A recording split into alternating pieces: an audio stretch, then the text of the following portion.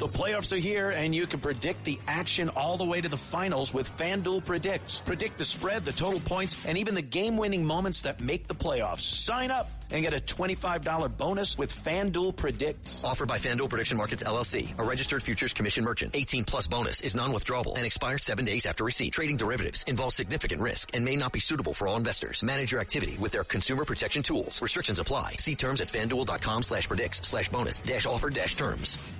Excuse me! Taxi! This is the 77 WABC minicast. Let's go to Congressman Brandon Gill from the great state of Texas. Congressman, at the beginning of the show, we played Fools Rush In because President Trump just had it up to here. Reporters were like, when are you going to finish it? How many days? How many this about Iran? He said, I am dealing with preventing them from unleashing a nuclear weapon on the Middle East or on the, Europe potentially, he said. What are you talking about? Like, I mean, is there such a disconnect? And they're really just almost, I feel like the media parroting what the Democratic Party is doing.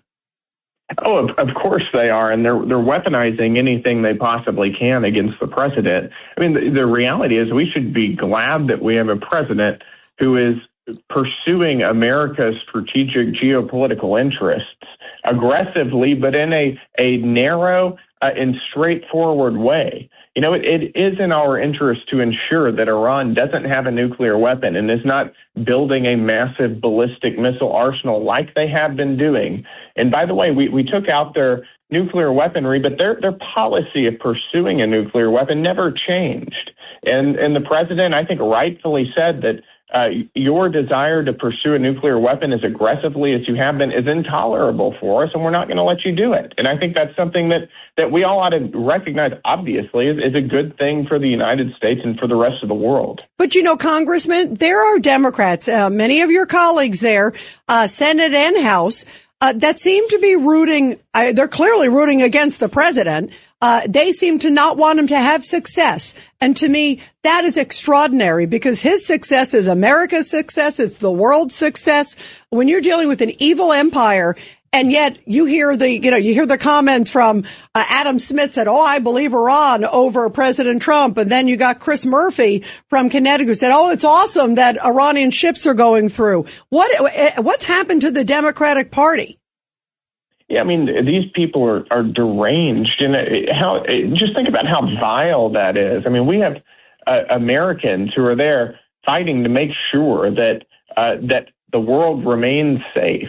You know, we've been worrying for decades about Iran acquiring some of the most catastrophic weapons that have ever been known to man, and for the Democrats to side with them over the United States in the civilized world because they want to score short-term political points against the president, which, remember, they're doing this because the midterms are coming up. I think that's heinous.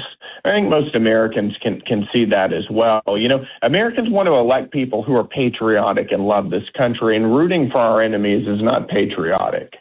Delay. Remember in 2020, 2021? Some Secretary of State or somebody, Secretary or whatever, was going over telling Iran, delay, Kerry. because the Democrats will get in. John Kerry. I can think of He's a few friend names. of mine, so I didn't want to say his name. All right. Delay and send them cash, right, John? Yeah, exactly. That too. All the cash. Yeah, I mean, look at the policy difference. Oh, it's extraordinary. I mean, we used to be sending them, to your point, pallets of cash, and now we're taking out their nuclear arsenal. But, Democrats, we see this every day whenever I'm in committee hearings or interacting with people on the other side of the aisle. They side with Iran. They side with illegal aliens over American citizens. They side with the people who are harming our people. And ultimately, we as representatives represent the American citizens, and that's something. And the American citizens, I think, are on the president's side here. Yeah, I think so too. Ed Cox. Congressman, I understand when you were elected, you were the youngest member of Congress. Is that right? I am the youngest Republican member of Congress. And you're on some great committees. You're on Budget Committee. Tell us what's happening with DHS and that holdup that the Democrats are doing to the budget with respect to DHS. Yeah, I mean, we're in this mess where we're currently in a partial government shutdown because Democrats refuse to fund ICE and CBP, Border Patrol. And they're doing that because the reality is they want illegal aliens in our communities. They do not side with law enforcement, whether it's immigration enforcement or any other form of domestic law enforcement ever. I mean, this is the party of defund the police, and now they're trying to defund Border Patrol. So we're in this mess because they refused. They backed out of an agreement that they had made with Republicans originally to fund, to vote for a Department of Homeland Security appropriations bill.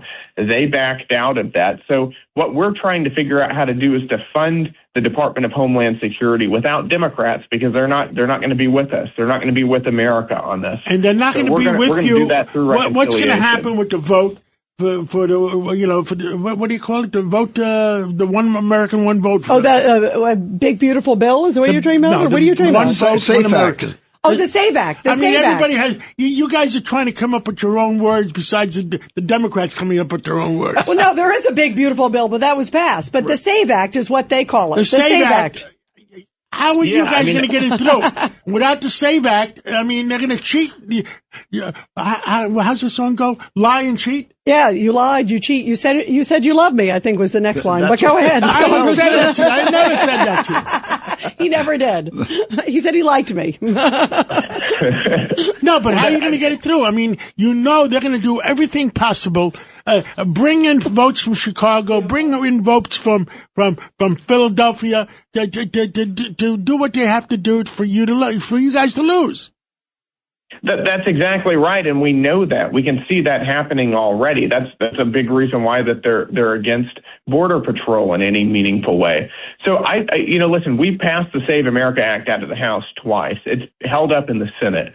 The only way this is going to get passed out of the Senate realistically, as the bill is written, is for the Senate to utilize the talking filibuster so that they can sort of bypass the 60-vote filibuster threshold. Now, that does not require the Senate to change Senate rules at all. It just requires. I spoke to Majority Leader Scalise, and he says that they're going to try to do something where it's a reconciliation bill and they can pass it through a reconciliation bill. Is that possible? There are some election integrity measures that we can put in a reconciliation bill. I do not believe that we can get the entire Save America Act in reconciliation, at least not as it's written currently. There are all kinds of legal restrictions as to what can and cannot go into a reconciliation bill. Every provision has to have some nexus to the federal budget. Because if we don't straighten that out, we're going to be in trouble. That's exactly right. This is something we have to get done, and we've got the opportunity to do it now through this reconciliation bill that we're contemplating and working on to fund the Department of Homeland Security. I think we ought to do it right now here in the next couple of weeks. And by the way, I think that, as a way of ensuring that Democrats are not rewarded for their intransigence, I think we should increase funding for the Department of Homeland Security, right. And we should add this election integrity measures in there, and we should make some pro-growth tax changes to the tax code that we can do right now. Yep, but I think we've got a huge opportunity, so let's take it. Absolutely, no, you're right. Take advantage of this moment because it may not happen in a few months. Now here also, by the way, before we let you go, Congressman Brandon Gill, Southern Poverty Law Center. I mean, this is stunning what's going on there. And the fact that the Southern Poverty Law Center has now been charged with all this money that was going to propping up hate groups. They said they were cracking down on them. I mean, this looks really bad, including it's the Unite the Right rally, and that's that Charlottesville rally. Oh, yeah, it's the Charlottesville rally. I mean, they were funding the Ku Klux Klan, the American Nazi Party, the Aryan Nation. I mean, multiple groups that they were blaming on Republicans. Come to find out, it's a Democrat group who's giving them money so that they can manufacture racism, so that they can pin it on Republicans and attack us with it. I mean, it's so grotesque and it's so over the top. And by the way, This stuff has done enormous damage to our country over the past decade or so. The amount of divisiveness that the Southern Poverty Law Center has just created out of thin air and funded, really, I mean, we need to see people go to jail for this. Yeah, and it makes me wonder also, Congressman, what other groups did they infiltrate? I mean, that group, and I'm not a big conspiracy theorist, but that group is the one that propped everything up, that created the whole mess in Charlottesville for President Trump. And it followed him, his comment about both sides. And he said, no, I'm referring to the good people. I'm not referring to the Nazis or the KKK. The media didn't want to hear it. And then Joe Biden said, that's why I'm running for president. I mean, so it makes me wonder, were they there on January 6th? And then they raised money off of it. And they raised big money. Yeah. Good point. They raised suddenly their money went skyrocket, their donations after that. So it makes me wonder, is it just the tip of the iceberg? Did they infiltrate some other groups and manufacture some other hate?